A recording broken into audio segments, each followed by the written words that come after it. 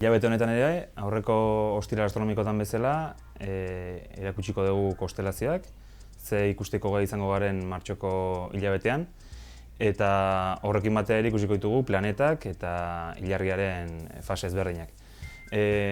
Honekin erlazionatuta ikusiko dugu baita ere martxoaren 20ean eklipse bat egongo dena, eguzki eklipsea.